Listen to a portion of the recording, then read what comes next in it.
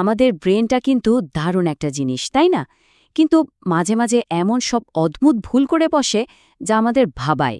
আর এই ভুলগুলো জানেন, কোনো আকস্মিক ঘটনা না, এগুলো আসলে আমাদের চিন্তাভাবনার মধ্যেই লুকিয়ে থাকা কিছু ফাঁদ।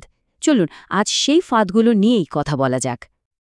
ব্যাপারটা আসলেই অদ্ভুত, তাই না? আমরা প্রায়ই দেখি অনেক স্মার্ট, অনেক বুদ্ধিমান মানুষও মাঝে মাঝে এমন সব সিদ্ধান্ত নিয়ে ফেলেন যা দেখে অবাক হতে হয়। মনে হয়, আরে এটা কিভাবে সম্ভব?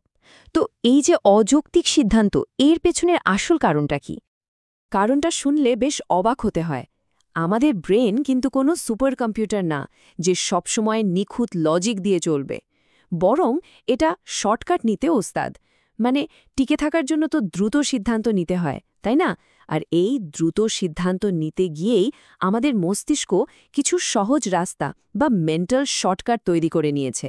আর এই শর্টকাটগুলোই হলো কগনিটিভ বায়াস, বা সোজা কথায় চিন্তার ফাঁদ, যেগুলো আমাদের অজান্তেই কাজ করে।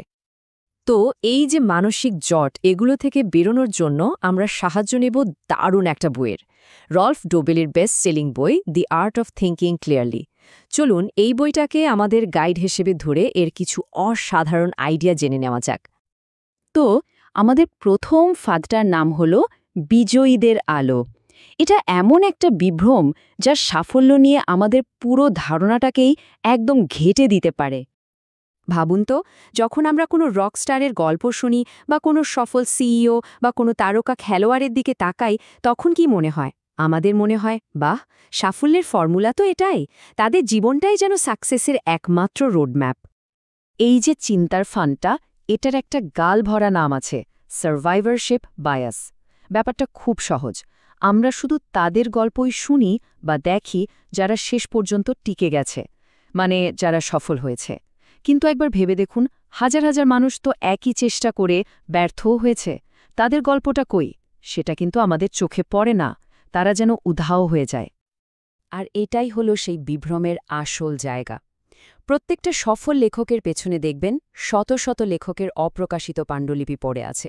প্রত্যেকটা সফল স্টার্টআপের পেছনে আছে হাজারটা ফেইল করা প্রজেক্টের গল্প। আমরা শুধু সাফল্যের চূড়াটা দেখি, কিন্তু এর নিচে যে ব্যর্থতার একটা বিশাল কবরখানা আছে, সেটা আমাদের চোখের আড়ালেই থেকে যায়। তাহলে এখন প্রশ্ন হলো, কি করা যায়?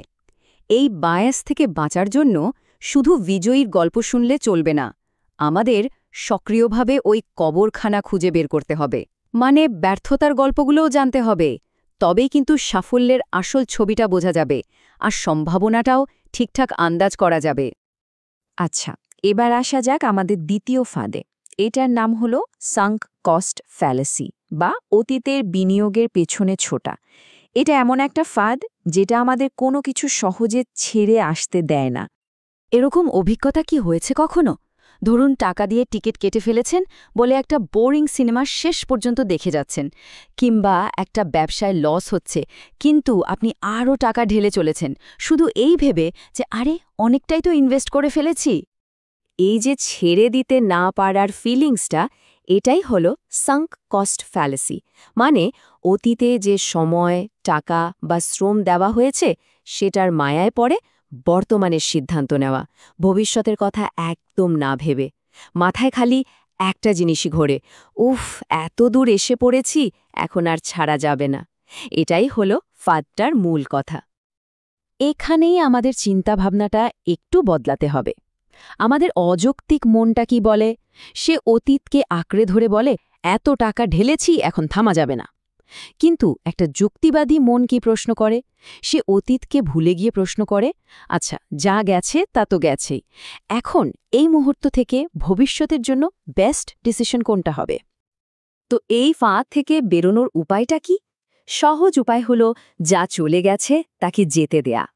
যে কোনো সিদ্ধান্ত নেওয়ার সময় শুধু ভবিষ্যতের লাভ ক্ষতির হিসাব করা, আর নিজেকে শুধু একটা প্রশ্ন করা, যদি আজ 0 থেকে শুরু করতাম, তাহলে কি আমি এই একই কাজে টাকা বা সময় দিতাম?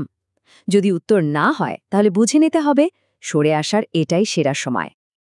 ওকে, এবার আসা যাক আমাদের শেষ ফাঁদটায়। এটার নাম হলো সোশ্যাল প্রুফ, বা সহজ কথায় ভিড়কে অনুসরণ করা। এটা আমাদের সামাজিক হওয়ার প্রবণতাটাকেই আমাদের বিরুদ্ধে কাজে লাগায়। এই সোশ্যাল প্রুফ নিয়ে দি আর্ট অফ থিঙ্কিং ক্লিয়ারলি বইয়ে একটা অসাধারণ কথা আছে।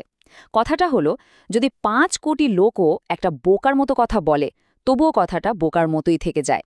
খুব সহজ একটা লাইন, কিন্তু ভাবলে দেখবেন খুবই গভীর। এই যে প্রবণতা, এটাকেই বলে সোশ্যাল প্রুফ। এটা আসলে আমাদের এক ধরনের ইনস্টিংক্ট।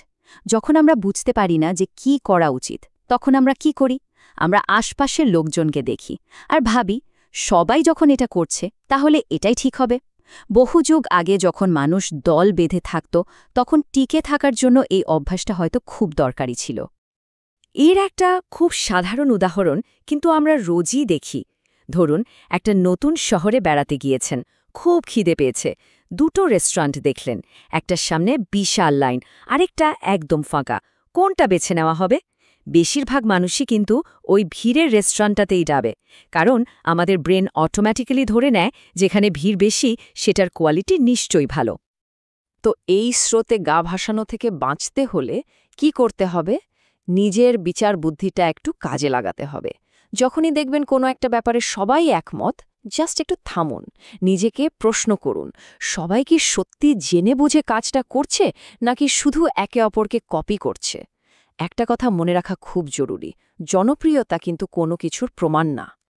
তাহলে এই 3টি বড় ফাঁদ সম্পর্কে তো আমরা জানলাম। এবার চলুন খুব সংক্ষেপে আমাদের নতুন টুলকিটটা একবার দেখে নিই।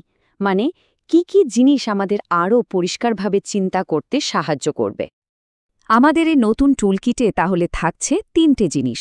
প্রথমত, সারভাইভারশিপ বায়াস এড়ানোর জন্য শুধু সাফল্যের গল্প নয়, ব্যর্থতার গল্পগুলো খুঁজে বের করতে হবে।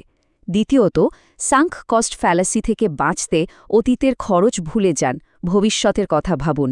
আর তৃতীয়ত, সোশ্যাল প্রুফের ফাঁদে না পড়তে জনপ্রিয়তাকে সবসময় বিশ্বাস না করে ভিড়কে প্রশ্ন করতে শিখুন। তবে একটা কথা, আসল উদ্দেশ্য কিন্তু ব্রেনের এই শর্টকাটগুলোকে বন্ধ করে দেওয়া না। সত্যি বলতে সেটা সম্ভব না। আসল লক্ষ্য হল আমাদের চিন্তার পেছনে যে এই অদৃশ্য স্ক্রিপ্টগুলো কাজ করছে, সেগুলোর ব্যাপারে সচেতন হওয়া। মানে কোন অদৃশ্য সুতোর টানা আমাদের সিদ্ধান্তগুলো বদলে যাচ্ছে সেটা বুঝতে পারা। শেষ করার আগে শুধু একটা প্রশ্ন রেখে যেতে চাই। আজকের এই আলোচনার পর আমাদের নিজেদের এমন কোনো বিশ্বাস বা সিদ্ধান্তের কথা কি মনে পড়ছে, যেটাকে হয়তো আরেকবার একটু নতুন করে ভেবে দেখা দরকার?